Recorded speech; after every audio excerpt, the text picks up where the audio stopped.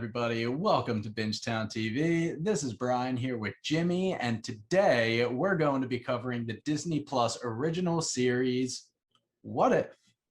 This is going to be a series premiere, episode 1, entitled Captain Carter, I guess I'm going to call it. I actually could not find the episode name. Reason being is because once again, Disney hooked it up for us and sent over not 1, not 2, but 3 episodes for us to pre-screen. It's actually Tuesday the 10th as of this recording, and the episode's going to drop on the Disney Plus platform tomorrow. So thank you so much to Disney for the pre-screenings. Obviously, we're going to avoid spoilers and keep the conversation on just that first episode. But it's going to be tough, Jimmy, because these episodes were a lot of fun. I enjoyed them a lot. They were aesthetically pleasing, and they weren't too serious. I didn't have to take them too seriously. They were just, all 3 of them were fun adventures. But again, we're going to try and focus on just the first one, focusing around the newly appointed Captain Carter. Yeah, I really enjoyed all 3 of these. Again, we're not going to talk about episodes 2 and 3 just because we want to leave out all the spoilers for you guys. But episode 1, this was the perfect choice for this type of show, to give a story that we all know and love, Steve Rogers becoming Captain America, and flipping it just enough, not making it too crazy, but just flipping it enough so that there's a what if situation. And it's, what if Peggy Carter became Captain America? What if she became the super soldier? Now, she's not from America, so there is a Captain Britain that exists in the Marvel universe, but she's Captain Carter here. I heard that as the show goes on, it's going to get crazier and crazier with all the different scenarios. But again, I thought it was really enjoyable to see just a very simple scenario. Captain America, the first Avenger movie, change a couple things. And talking about going back to Loki, we have our Nexus event. You know, the Watcher didn't say it, but he said, here's the moment. And if the TVA existed, that moment when Peggy says, I'll stay, our timekeepers would have showed, well, not the timekeepers, but all of our homies would have shown up and try to stop that from happening. So I thought it was awesome.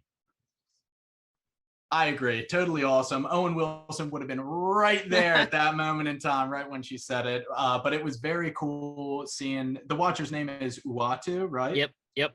That's his name.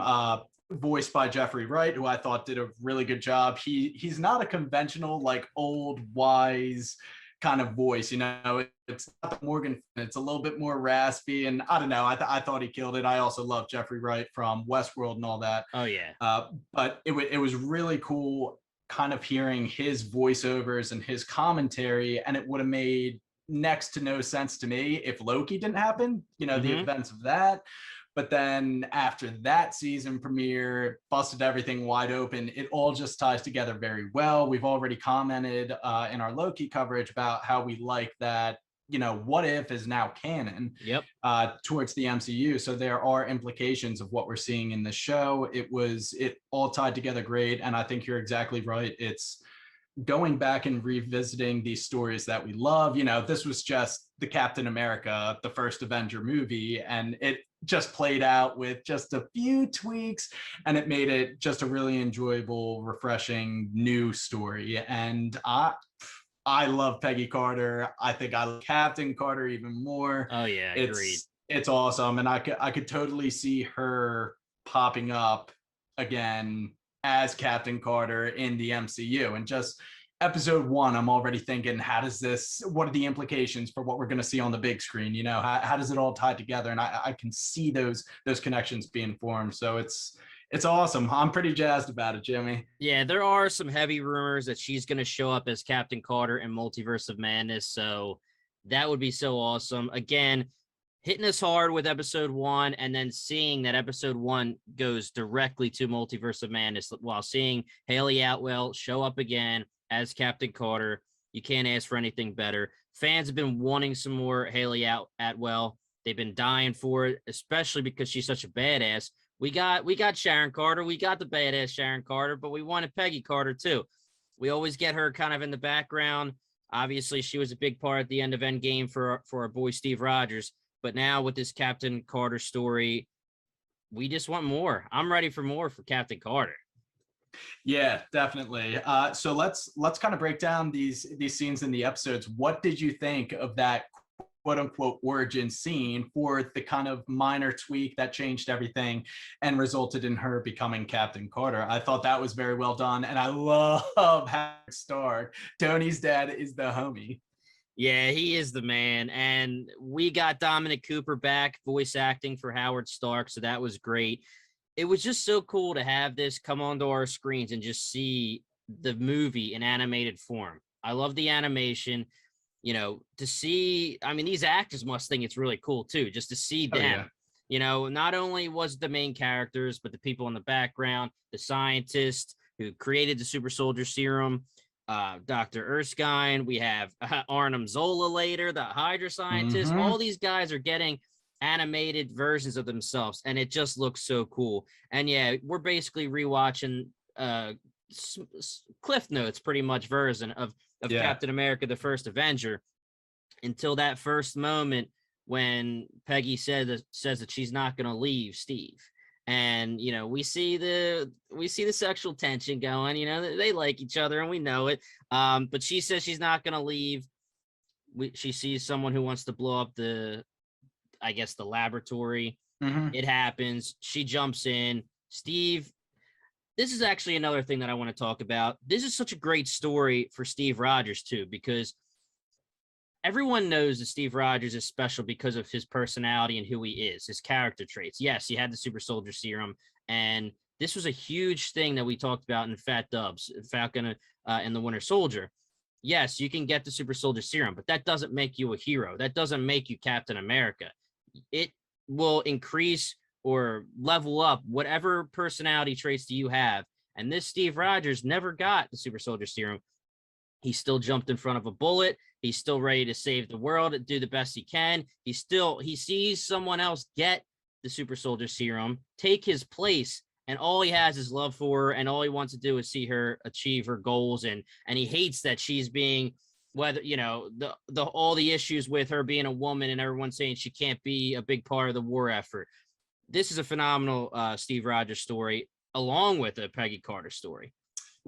Yeah, it's great because you don't ever really have to think, well, what would Steve be like if he never, leveled up and was just always a wimp? But it's validating, and you got to know he's just got a heart of gold. He was going to be Steve Rogers, whether he became Cap or not, but it was awesome to see it play out. One of my favorite storylines in this What If episode was the fact that an offshoot of Steve not getting the serum and it going into Peggy is that Steve kind of became the first Iron Man because Howard was then forced to, how do I get this guy able to fight? Right. So he kind of developed the first Iron Man suit, which pretty much looked exactly like what Tony did in Iron Man 1. I thought that was really cool. Yeah, it's very interesting just because he uses the Tesseract's power. Now, Tony, 60, 70 plus years later, whatever it is, uses another energy source to be able to create the first Iron Man suit. Now we're going back to World War II. The Tesseract is what makes Howard Stark be able to create this Iron Man suit. And like you said, how awesome is it that father like son, they're creating a very similar suit. And you have to wonder, what does that do for the future of Tony Stark and Iron Man? There's little changes here, but again, that ripples to way later, 60, 70 years in the future. This Iron Man suit is going to be way more advanced. And is Tony going to need it? And is Tony going to be the one to take over it? He's not the one creating it. Is it going to stay in the government now? Because technically Howard Stark works for the government. Is it going to be the Smasher and stay as a government, tool, weapon, whatever you want to say? And that definitely has repercussions too, because we know all about Tony Stark not wanting his Iron Man suit, or he wanted to pull everything out of the government weaponized business, or whatever you want to say. So that's another thing to think about. It's really cool. Yeah, I wonder if they're even going to touch on some of the finer points like that, because if they ever do bring this Captain Carter into the mix, then stuff like that might just kind of be swept under the rug and be irrelevant, and they might just take the big parts and the characters.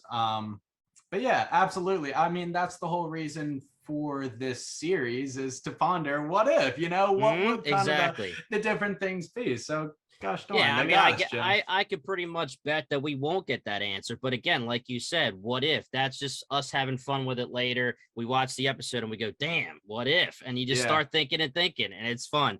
And I'll just say we're not giving any spoilers, but it keeps getting better and better as the episodes go on. Oh yeah. I don't know. I really liked the third episode was something else. I loved the third episode, and episode 2 has a nice spot in my heart as well. I agree. We're getting a little bit too ahead of ourselves. I don't know, man. These are quick hitting episodes, They are. I mean, we might as well just hit something really quick. There was a big question for everybody wondering who was going to be the voice actor for who. We already confirmed some people were coming back, some people weren't. So for episode 1, obviously we know we had Haley Atwell as Peggy Carter. She came back. She was a star, like she's always been. Now we have Dominic Cooper as Howard Stark. He was great too. I love them giving him some more personality, more screen time. Sebastian Stan, our boy, he was Bucky.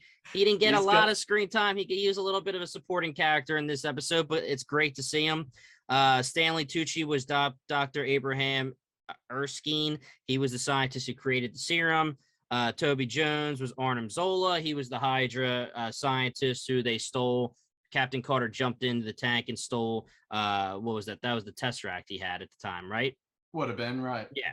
And then Samuel Jackson, of course, at the end is Nick Fury. Jeremy Renner is Hawkeye. Neil McDonough. Yeah, he's Dum Dugan, another similar thing. I can't believe they got him back just to be dumb in this. But he is iconic. People would have been like, hey, where is he?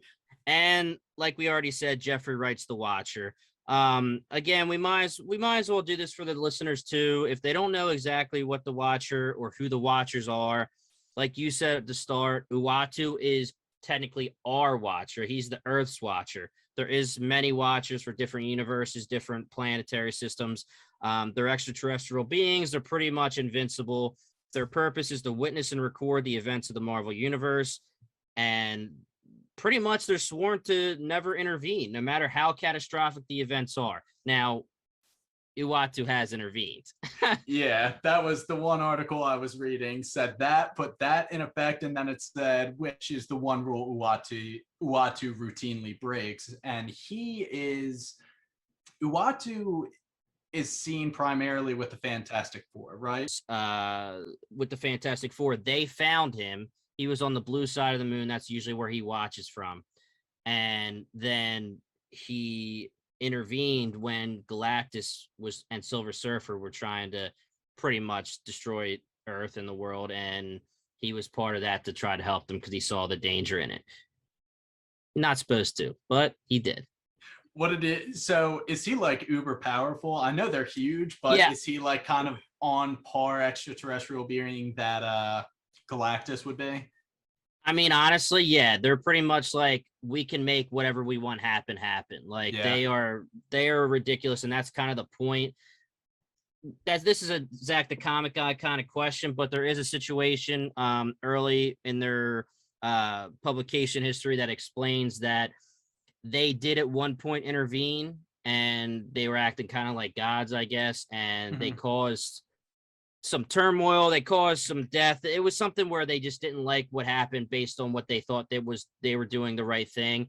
And from there, they made a pact saying that we will not intervene from this point forward. So when our boy Jeffrey Wright says, the Watcher does not, cannot, will not intervene, well, he can. Like, it says I cannot. It's more based on like a pact that was made. He has a contract with himself or whatever. I cannot, will not, he can, but he's not going to. Now, that's another question. Is he going to in this series? Is there going to be a situation where the Watcher isn't just the narrator? That's another what if, that could be. Oh, yeah. That would be really cool. And I think it's just the concept of this Watcher character is really interesting to me. It's really just all of the larger than life characters in Marvel, like anything that's huge, just uber powerful, even by our standards. I'm really drawn to characters like that. And the Watcher seems to be like all knowing and he can't intervene, like unless he feels like it. Right, So he's right. kind of got ambiguous moral lines. But I really like the Watcher. He's going to be great. The one question I had was, do these watchers interact with each other? I guess they must if they have this pact, but do they like converse and be like, this is what's going on with my neck of the woods? Yeah, I know that they actually like will put each other on trial and things like that. Like Uatu was getting in trouble for when he intervened at certain times Okay. in the publication history. So I'm guessing they do have some kind of communication with each other. Again, that'll be a Zach the Comic Guy question. I'm sure he'll be Yeah. on one of these episodes, and we know the Watcher is the narrator for each one, so we'll be sure to ask him in one of our episodes. But yeah, I do believe they communicate with each other. I went on Wikipedia really quick, and there is like 15 named Watchers actually, Yeah. which surprised me. Like I knew Uatu, I knew a couple of the other ones, but I had no idea there was actually that many that are actually What named. so what is kind of the breakdown? How are they split up? Like, what are their domains? Yeah, Are they let me split by actually pull that up universes really quick or? because that was definitely interesting to me. Mhm. There's when they're going by names, it says it actually doesn't really give them domains here. It'll say maybe they do at some point die and someone takes over. I'm not 100% sure on that. It says like the first one was the first ever Watcher that was present during the universe's potential collapse. The Aeron is a renegade Watcher that doesn't have its own specific spot that it's watching. There's a Watcher that came upon the first newborn Galactus and decided not to intervene, even though he realized that he or she, I don't know if it's, realized that it could have turned into Galactus, the Eater of Worlds, you know? So yeah, looking through all these, yeah, it looks like, you know, there's some that are named that's, you know, there's this one Engu that was present during the trial of Uatu. There's one that says this is a female Watcher that lives on the floating island called Weird World, and I actually don't even know what Weird World is. So yeah, I mean, I guess they're all over the universe. So, but there Nice. is 20 named ones. There's one that says the Watcher who was present at the trial of the trial of She-Hulk. So So they're watch. just kind of around all the time, just Yeah. watching. Yeah, I mean, the coolest thing that I always thought, especially when I used to read the comics with Zach the Comic Guy when I was younger and he was letting me read his, it's just cool to see that, like, you know, something big is about to happen because you're just looking at a panel and then there's this huge Watcher just chilling in the background. And he had to tell me, like, yo, that means something's going down, you know? So it's cool. I mean, it's really cool. I like how they animated him for the series. He looks cool with the shade over him with his eyes glowing. Yeah. It'll be interesting to see if they actually give him some kind of MCU version of himself on the big screen. Honestly, otherwise, I mean, just in general, the episode was phenomenal. I really enjoyed it. The action scenes were great.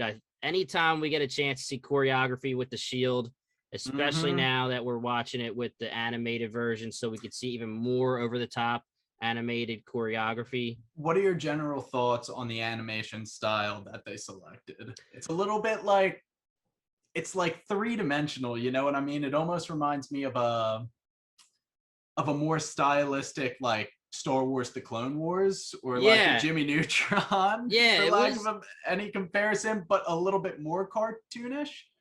It's weird. I read online someone was saying like it's a version of like a Disney animated movie with a little bit of 3D added, like a little bit of a shittier Pixar. Like it's like, but it's a very unique animation style. And once you like get used to it, I enjoyed it at least. You know, I liked it a lot. I thought it was cool that they went unique with it. There is obviously a lot of choices you could make when it comes to just making an animated TV show. So I definitely enjoyed it. It was cool how they got pretty damn close to looking like the actors in a lot of ways, you know, and the voice actors were great. I mean, one of the glaring missing people on the episode with Steve Rogers, Chris Evans. But the voice actor I thought did great, and Yeah, he did. they said themselves that yes, we want them to sound like Chris Evans or like Robert Downey Jr. won't be on there, Scarlett Johansson won't be on there. Yes, we want them to sound like them, but they also need to give us the heart. It has to be an acting job as well. So we're not going to go just for an impersonator. It has to be someone who does well with the actual voice acting. And I thought they nailed it with Steve Rogers. Obviously, we love our boy Chris Evans. He's been in our hearts for 10 plus years, but this was a great portrayal of Steve Rogers, I thought. Yeah, definitely. No complaints there. I honestly didn't verify whether or not Chris Evans was. I knew most of like the big ones. Chris Hemsworth isn't doing it. Tony or Robert. He Downey actually Jr., is. obviously. He is. Chris Hemsworth. Is Chris Hemsworth? Yeah, he is. But not. You're right. Not Robert Downey Jr. Not Scarlett Johansson. There's a lot of the big ones, like you said, that are missing. But I did actually read today because Thor is another one where you can kind of impersonate his voice if you want to. Yeah. So it's tough. Not that we've seen Thor yet. Yeah. But yeah, I had to look that up too. So point being, I couldn't even tell. Is this Chris Evans? I was like, this sounds a little off, but I had to verify. I wasn't just like, oh, this guy sounds like shit. So now, very, very well done. The voice acting was top tier. And like you said earlier, they got a lot of the actual cast to return, which if you look at the roster for this 10 episode series, it is a star-studded roster that they have for this voice acting. I would like to know how much they got paid like that. And I wonder if it's on. I know that Marvel's starting to say that they're not going to do these big, huge contracts anymore where they're just like, hey, you're going to be Steve Rogers and you have a 10 movie contract. Let's go. They said, like Kevin Feige said, we want actors that want to actually stick with us. And we don't want, it's annoying that we're going to have to try to re-up every new movie, but at the same time, we want you to want to stay with us when you first sign on, and we don't want you to feel like you're burdened by a contract. So I don't know if it counts for some of their contracts, appearances in a movie. I mean, like you said, Tom Holland's another one that isn't on there as Spider-Man. And is it because of Sony? I don't know. I have no idea. That's above our pay grade, but he's another big one that's missing, but I'm sure the voice actor will be good. I mean, the other thing is too, like, just because you're a good actor doesn't mean you're going to be a good voice actor. You have to be able to, Oh yeah. So props to whoever did well. I mean, I heard some people saying that they didn't really like Sebastian Stan as much for Bucky because he was kind of in the background. They said he seemed like an unenthusiastic voice actor, and it's like, all right, he's kind of in the background, give him a chance, he's going to be in other ones. We know that from the trailer. He had such a small part in this episode. I mean, we know for a fact that in from the trailer, Winter Soldier version of him's going to be showing up, so he's going to get his chance. And we know Sebastian Stan's the man, so he'll do well. Sebastian Stan is the man. And going back to your point earlier about the contracts, I wonder how hard it's going to be, because we hear about the people that are publicly, Tom Hiddleston and Sebastian Stan were both like, hey, as long as they want me, I'm going to keep coming back. Yep. I wonder how many people are like that, or if maybe like RDJ behind the scenes was kind of like, it's time to part ways. But I feel like for the most part, most of the actors that get involved with the MCU like to continue cashing in on the MCU. Yeah, I mean, you can't get away from the MCU because it's too good. I love it. Have we confirmed Chris Evans coming back? Yeah, there's huge rumors that he was going to come back for one more. We talked about, I think, on WandaVision, because that's when it broke. And we were saying, oh, it'd be cool if he was a Skrull and only give him like a Secret Invasion cameo as a Skrull, and then he's gone. Or a lot of people want to see a Disney Plus show or a movie based on his time jumping when he's putting the stones back where they're supposed to be during Endgame. Instagram, BingetownTV, that was a big one that we posted via comicbook.com, and people love that idea. But then I heard there's rumors that now it's 3 movies. But then again, I don't know if there's any definite confirmation, but people are taking it like confirmation. I think that we will see him again, but who knows? Who knows? I mean, again, do you want to? Of course, I want to see him again, but his story ended pretty well. So what, like, besides if you want to make him a Skrull and then let him go away because he's a Skrull and he's not actually Steve Rogers or something like that, unless you just say, hey, I'm back, what else is there to really do with him? I'm sure, you just watched the same Loki that I watched. They Yeah. could do whatever they wanted I mean, with they the could bring a multiverses, variant man. They Steve. could, yeah, variant Steve Rogers. And that's the thing that we talked about that in our Loki wrap up. Is that what we want? Do we want variants to cop out deaths or write offs? Like, do we want another Tony Stark at some point? Like, And you know, and that's the thing. I that's the feel tough like thing. Yeah, I feel like their removal from the franchise was just so iconic and satisfying for both of those characters that they would have to do it the right way if they wanted to bring them back in any capacity. And that's Agreed. playing with fire, and I trust that they know that. That said, if they do it right and it's just, not an overbearing cameo, they don't steal the scene, but they're there, and I just saw Chris Evans, Steve Rogers, that would make my heart flutter, man. Hey man, you know what for me too. You know what for me too. Hell yeah. Obviously we talked about a lot of the parts of the episode. One of the big things we didn't talk about yet was Red Skull. He was great. You know, I'm not 100% if that was the same voice actor or not. I think it was from Endgame. It's Endgame, right? When he shows up on Vormir. Endgame, yeah. Not positive on that though, but yeah, he was great as a villain for this episode. Again, we already talked about the choreography. The whole premise was trying to use the Tesseract to bring the giant squid thing out of the portal. Monster, yeah. And how great was that? That's one thing that using animation as your medium of choice, anything's fair game, like they could not have a squid monster coming through that portal, or at least they couldn't do it very easily if this was a live action production. But it's like, okay, what do we want to have coming through this portal? Squid monster? Yeah, animated in. Let's do it. Have Captain Carter and Iron Man Steve Rogers fight him off. That's why this show it's such a good idea to make this animated, like you said, just because infinite possibilities. You could just write anything down and be like, let's freaking do it. As long as the voice actor's in, and that means that you can animate it and it can do whatever you wanted. I mean, how cool was it seeing Haley Atwell's Peggy Carter just grab a sword and start chopping off freaking tentacles? That was awesome. Yeah, the sword and the shield. She was killing it. She was.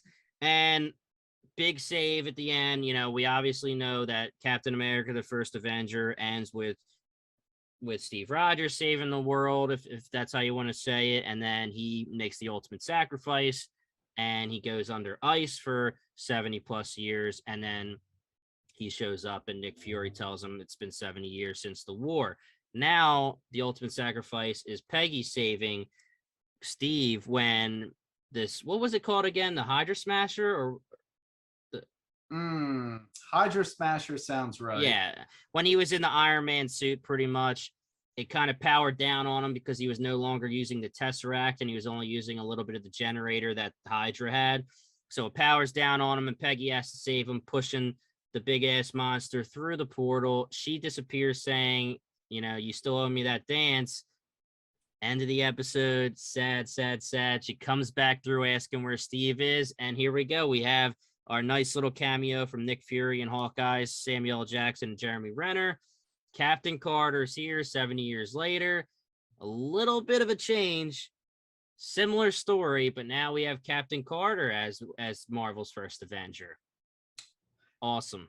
And you gotta wonder what was going on in that portal for 70 years that elapsed our time. Who knows what the time dilation going on there is, but she was probably up to something.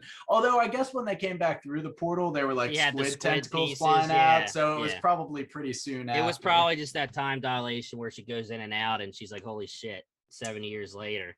Yeah. So I don't know. I love the character. I think we got another hero on the roster in Captain Carter. I hope that with Multiverse of Madness, we can only speculate what's going to happen, whether these people are going to be just one-hit wonders in the MCU actual movies, or if they're going to come about and be a part of the MCU phases going forward. And I know that everybody would be welcoming Captain Carter as a main character going forward. I mean, we lost Steve Rogers as the leader of the Avengers. Who better than to take his place than Captain Carter? Absolutely. I'm in too. Yeah, I'm in too. she would be able to interact with her daughter Sharon Carter, and that would be a whole thing. So that would be what? What do we say? Her great grandniece, not her daughter. Remember? Yeah, we did do that. Yeah, great grandniece, and yeah, she'd be a little bit upset if she finds out that she comes through some kind of multiverse situation and finds out that this version of her great grandniece is the power broker and is not a good girl. Yeah, that would be a little bit disheartening for Peggy. She'd be like, Yeah. "Come on, man!" And she's gonna be like, and also you banged Steve. Come on. Come on. Jimmy, did you know that we're already confirmed for What If season 2? No, did that come out when? Yeah, season. Let me just confirm that because put you on the spot. But yeah, I am usually not the one breaking news. Yeah, Bingetown breaking news. I like that. Well, yeah, here you go. Season 2 confirmed. The good news is that there is going to be a second season. Yep, Marvel Boss already confirms future of What If. Yeah, so we're good for season 2. Why not? It's quick animated 30-minute episodes. Yeah, this is a slam dunk. I don't see why they would ever stop it, to be honest, unless it gets to be like paying the actors too much to do voices for half-hour shows. But I have no idea how that works. Again, above our pay grade, but I can't see why you would stop this. It's replace them all with voice actors. Yeah, we just said the Steve Rogers one was good. As long as you let the audience know that this is what it is, and it's because the voice actors decide themselves, meaning the main character actors decide themselves they're not coming back, do it. Who cares? It's just the extra content that's fun. It's not like we're saying, replace Anthony Mackie as Captain America on the big screen just because he doesn't, he wants more money. It's a half-hour animated show. I'm down. Give us more content. Absolutely. Jimmy, I'm good to go on this episode. Good too. You good? Yep. We're all good here, folks. Keep an eye out for our continued coverage of What If. We're going to be covering each episode week by week as they come out. And as always, if you like what you heard, give Bingetown TV a follow on Twitter and Instagram. Visit us on BingetownTV.com and subscribe to our show on Spotify, the Apple Podcast app, or wherever else you may find your podcast. And I think we have one new thing to plug. We are up and running on the Patreon. Jimmy, if you have anything else to say, this is the only time I'm going to let anyone interrupt my outro. I don't even know what to say because you're so good at the intro and outros, but I will say we do now have a Patreon exclusive content. We've been putting up any of our available video interviews with the stars of some of our favorite shows, exclusive Bingetown episodes, plus a lot more to come. I've had a lot of fun editing it. They're fun episodes to record. Guys, jump on this Patreon. It's going to be fun. Would you like to do the honors of the last sentence? I can't do it as good as you, so just hit me. Once again, we are Bingetown TV, and thanks for listening.